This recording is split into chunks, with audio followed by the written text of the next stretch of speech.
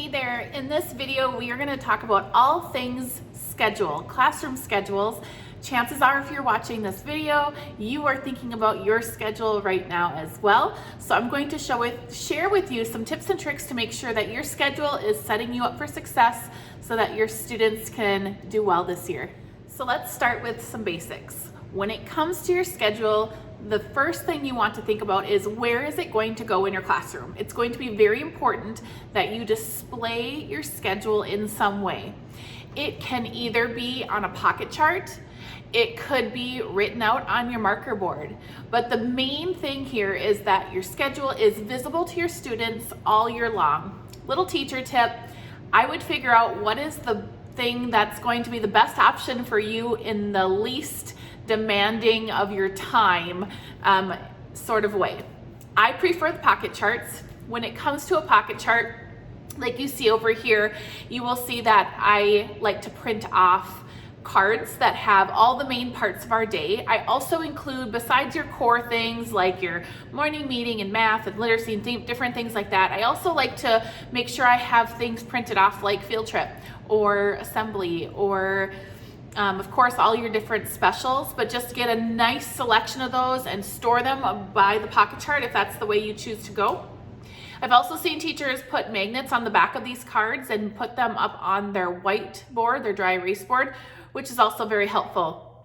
The key to this though is that it is up all day long. You're going to find that your students are constantly looking back over to that schedule because they like to know what's coming up next. They like to see what's happening in their day.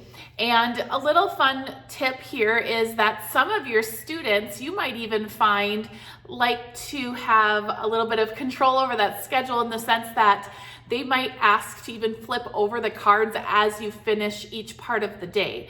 I have in the past allowed for some classes to do that because I've found that there were certain kids in the class that really needed that visual. And so that visual schedule like that you can either erase, take down the card, or flip it over is a really nice way to show your kids what to expect. I will also add, if you are in a grade that works on telling time, I'm thinking about second grade in particular, include little clock cards. I like to have clock cards right next to the actual part of the day in the schedule so that students can also be learning about telling time in a very practical, real-world way. And you'd be surprised at how many kids actually pick up the concept of telling time and master that just through the repeated use of that schedule. Another tip when it comes to your schedule is try to keep your schedule as consistent as possible on a day-to-day basis.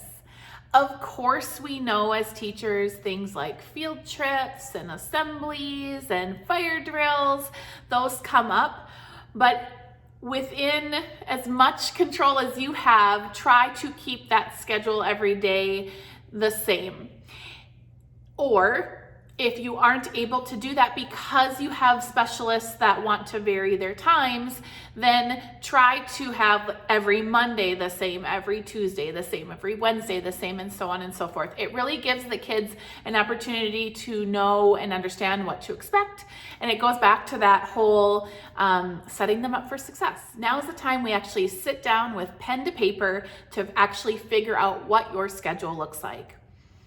You're going to want to start with the things that you have no control over. So what are those things? You're going to write down your schedule, write down your block of your day, put in there, when is the arrival, when is their lunch, when is their recess, when are their specials like library, gym, music, art, things like that, when is dismissal. You may even, depending on your school district, have some times of your day where you don't have control over, where such as your interventionist time. Okay, those you're going to want to put in first, and then we're going to work around those items. Once you have those items plugged into your schedule, the next thing I do is I look at morning and dismissal. How you start your day and how you end your day are going to be extremely important. Definitely want to be consistent with that. I like to start the day with a morning meeting. Prior to morning meeting, we definitely have our routine of things, whether it be where we put our lunch bags, where we turn in homework, what we do with lunch count, taking attendance, notes from home, things like that. So you're going to want to carve out a chunk of your day for the morning for those morning routines, morning meeting. It'd be great if you could get it in before you have to do anything else. And then at the end of the day, I like to do something called a closing circle. It's basically a way to wrap up your day, give any special announcements that they need to know before they go home, and then that dismissal time. From there, you're going to go into your big chunks of time. That would be your literacy block and your math block. For me, my reasoning behind putting math in the afternoon and literacy in the morning is that math tends to be a more active time of instruction. Kids are maybe moving around a little bit more. Kids are using manipulatives a little bit more. So I find that putting my math in the afternoon works well for me. You have to pick and decide what works well for your students. For me, I decide to put literacy in the morning. Why? I feel like kids, once they get to school, once we get up and going, some of their most well-focused time that they can give me would be morning time. And that's why I choose to put that literacy block in the morning. I also find that I need more time for my literacy block than I need for my math block. And I find that in my schedule, my morning time has always had a bigger chunk of time available to me for instruction. We're going to dig into more of the specifics of what go inside of that literacy block and inside of that math block. But as far as sketching out your schedule, you're going to, like I said, figure out where those two big chunks of time go. All right, now that we have our morning, our dismissal, all of our specials, lunch and recess, literacy block, math block, now we just have to fill in those little things. Things like bathroom breaks. Are you going to allow for your students to just go as they need to, or are you having an organized bathroom break time? Again, to each their own. Another thing that you want to think about is built-in brain breaks. Are you going to build them into your schedule at set times, or are you going to go with the flow? But something to think about. Another thing you're going to want to think about is snack time. Again, to each their own. Every teacher has their own preferences, but if you're going to have a built-in snack time, where's that little snippet of time going to be? So this is where you're going to be able to fill out where the holes are in your schedule and where you can kind of plug in some of these less time consuming things. Now that you have a schedule kind of dreamt up on paper, I feel the need to tell you this. Give yourself grace, give yourself flexibility. In a perfect world, everything will go as planned. Everything will go just like you've got it on paper, but you know that that's not always the case. And so give yourself that flexibility, give yourself that grace to understand and know that as much as we want to stick to that schedule, it could vary a little bit. Like we mentioned earlier, field trips, assemblies, fire drills, guest readers, the list goes on.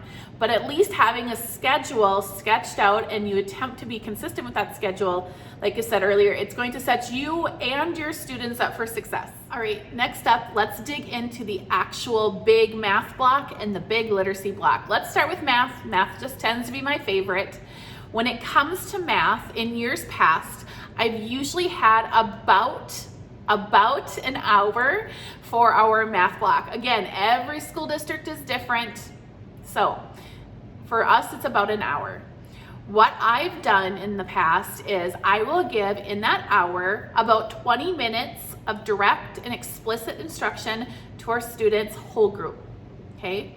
We're going to go into more detail on these in later videos, but I allow for about 20 minutes for whole group, direct, explicit instruction of those new concepts.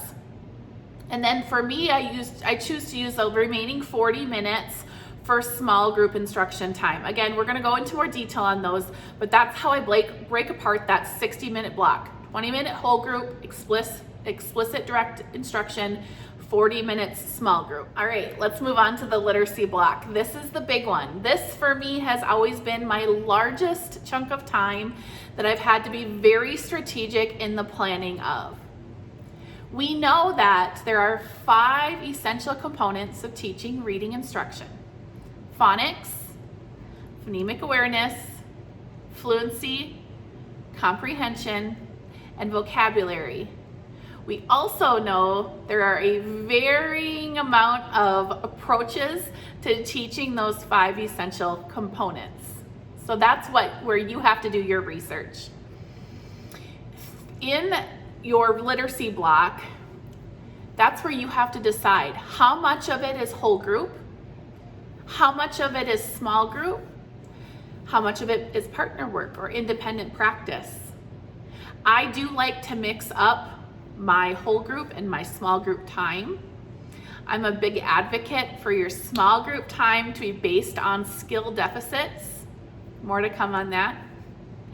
And I'm also a big proponent of that whole group time being that direct and explicit instruction.